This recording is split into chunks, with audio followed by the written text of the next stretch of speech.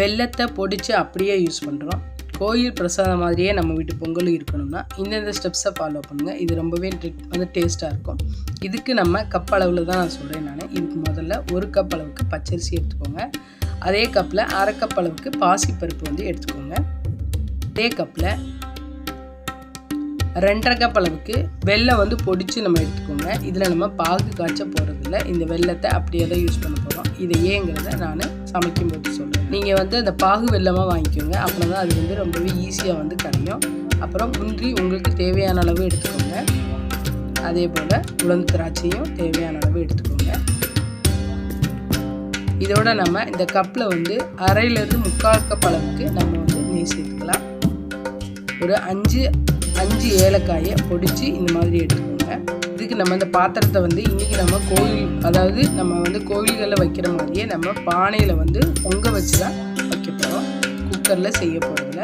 So அதனால் இன்றைக்கி தைப்பொங்கல்னால நம்ம இந்த பானையை வந்துட்டு இதற்கு முதல்ல ஒரு பட்டை போட்டுக்கலாம்.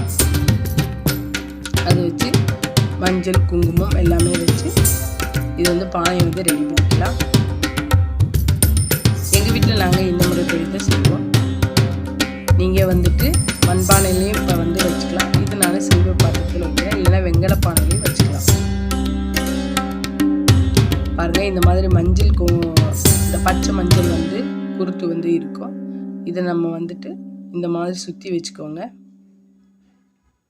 இது எல்லாமே நம்ம பாரம்பரிய முறைப்படி வந்து நம்ம வீட்டில் செய்கிறதுங்க.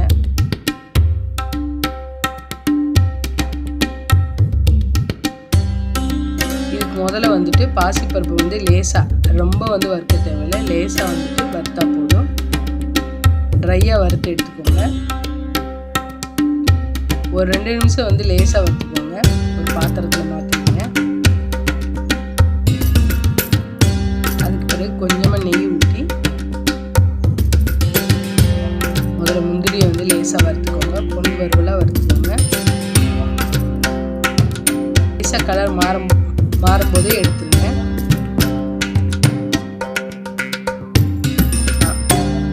அதே நெய்யில் கொஞ்சமாக நம்ம தேவையான வெள்ளை திராட்சையை சேர்த்து அது உப்புற வரைக்கும் லேசாக வந்து வறுத்து எடுத்துக்கோங்க.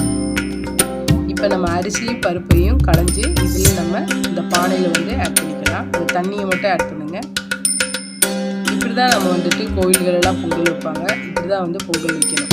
இந்த பானை 1.5 அல்லது 1.25 அளவுக்கு உண்டான அரிசி அளவு தான் வேகக்கூடிய பானை. ஸோ அதனால் நாம் எடுத்துருக்க 1.5 அளவுக்கு அந்த கப் அளவுக்கு தேவையான தண்ணி வந்து நீங்கள் ஒரு 2 தடவை வந்து களைஞ்சி அரிசி பருப்பு உள்ளதை வந்து களைஞ்சி தண்ணி ஊற்றுனீங்கனாலே இந்த பானையில் ஓரளவுக்கு ஃபுல்லாக வந்து வந்துடும். நம்ம இதோடய விட்டோம் அப்படின்னு சொன்னால், இதோடய பொங்க வைக்கிறது அப்படின்னு சொன்னால் கொஞ்சம் லேட்டாகும். அதனால தான் நம்ம வந்து கொஞ்சமாக வந்து பால் வந்து ஆட் பண்ணிக்கிறோம். பாருங்கள், இப்போ வந்து நல்லா பொங்கிருச்சு. பொங்கின பிறகு நம்ம எடுத்து வச்ச அரிசியை வந்து இதில் சேர்த்துருங்க. தண்ணி நிறையா இருக்குது அப்படின்னா அதுலேருந்து கொஞ்சம் வந்து எடுத்து வச்சுக்கோங்க. தண்ணி பத்தலைன்னா பிற்பாடு வந்து ஊற்றிக்கலாம். மீதமுள்ள அரிசியை போட்டுருங்க.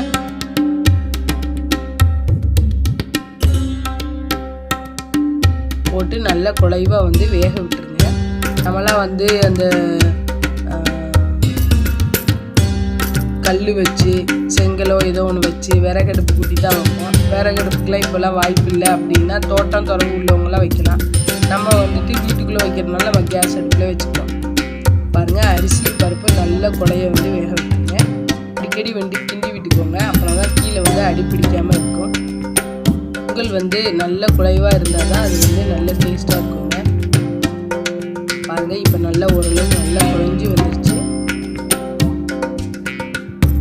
அரிசியில் நம்ம முதலே வந்து களைஞ்சி வச்சுட்டோம் இல்லையா, அதனால் வந்து சீக்கிரமாக வந்து வெந்துடும். 10லேருந்து ஒரு 15 நிமிஷத்துலேயே வந்து வெந்துடும். மீடியம் ஃப்ளேம்லேயே வச்சு வேக வச்சுக்கோங்க. அப்பப்போ வந்து விட்டு கிளறிக்கோங்க. ஃப்ளேம் வந்து மீடியம் ஃப்ளேம்லேயே வச்சுக்கோங்க. அதிகமான தீ வந்து இப்போ வந்து எரிக்க வேண்டாம். பாருங்கள், இப்போ நம்ம பொடிச்ச வெல்லத்தை வந்து இப்போ வந்து ஆட் பண்ணுறோம்.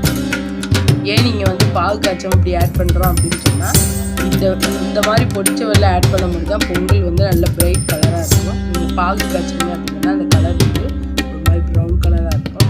அதனால் நீங்கள் எப்பயுமே பொங்கல் வைக்கும்போது இந்த மாதிரி வந்து டைரெக்டாக வந்துட்டு வெல்லத்தை வந்து சேர்த்துருங்க. நிறைய பேர் வந்துட்டு குக்கர்லலாம் செய்யும் போது வேணால் பாகு காய்ச்சிக்கிறாங்க. ஆனால் அதுக்குமே 1க்கு ஒரு 3.5 கிளாஸ் அளவுக்கு தண்ணி விட்டு அப்புறமா நீங்கள் வெல்லத்தையும் ஆட் பண்ணிங்கன்னா அதிலே வந்து நல்லா மிக்ஸ் ஆகிடும். மிக்ஸ் ஆனதுக்கப்புறம் முந்திரி திராட்சை எல்லாம் சேர்த்து ஆட் பண்ணி நல்லா கலந்து எடுத்திங்கன்னா சூப்பரான பொங்கல் வந்து குக்கரில் செஞ்சதுனால அப்படியே செஞ்சுக்கலாம்.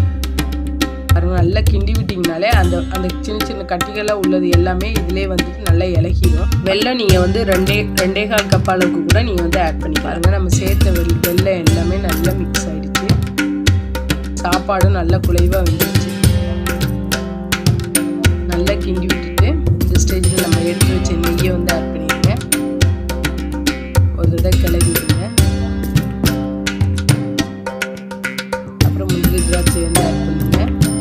நீங்கள் இதே கப் அளவுக்கு நீங்கள் எடுத்துக்கிட்டீங்க, வெள்ளை எடுத்துக்கிட்டிங்கன்னா இது ரொம்பவே டேஸ்ட் வந்து ரொம்ப கரெக்டாக இருக்கும், சூப்பராக இருக்கும். இந்த மாதிரி செஞ்சீங்கன்னா பாருங்கள், அப்போ நம்ம ஏலக்காய் பொடியும் இப்படி சேர்த்துட்டு நல்லா கலந்துட்டுருங்க. இப்போ நம்ம கோயிலில் கிடைக்கிற பிரசாதம் மாதிரியே இருக்கிறதுக்காக கொஞ்சமாக நம்ம இது வந்து பச்சை கற்பூரம் இந்த அளவுக்கு போட்டிங்கனாலே போதும். இது வந்து லைட்டான ஸ்மெல்லோடு இருக்கும். இது ரொம்ப நல்ல டேஸ்ட்டை கொடுக்கும். உங்களுக்கு இது வேண்டாம் அப்படின்னா நீங்கள் வந்து விட்டுடலாம். விசேஷ காலங்களில் இந்த மாதிரி நம்ம ஒரு வந்து சாமிக்கு படைக்கிற போது நம்ம இந்த மாதிரி வந்து கொஞ்சம் பச்சை கற்பூரம் செஞ்சோம்னா நம்ம கோயிலில் கிடைக்கிற பிரசாதம் மாதிரியே இருக்கும். பாருங்கள், இப்போ நல்லா வந்து மிக்ஸ் பண்ணிவிட்டு அவ்வளோதான், ஆஃப் பண்ணிடுங்க. ஆஃப் பண்ணிவிட்டு நீங்கள் பகவானுக்கு படைச்சி உங்கள் வீட்டில் உள்ளவங்க எல்லாரும் சந்தோஷமாக இனிப்பு சாப்பிட்டு மகிழுங்க. தேங்க்யூ ஃபார் வாட்சிங். இது வரைக்கும் நம்ம சேனலை சப்ஸ்கிரைப் பண்ணலைன்னா சப்ஸ்கிரைப் பண்ணிக்கோங்க. நம்ம வேறு ஒரு ரெசிபியில் சந்திக்கலாம். நன்றி, வணக்கம். அனைவருக்கும் நல்வாழ்த்துக்கள். வாழ்க வளமுடன்.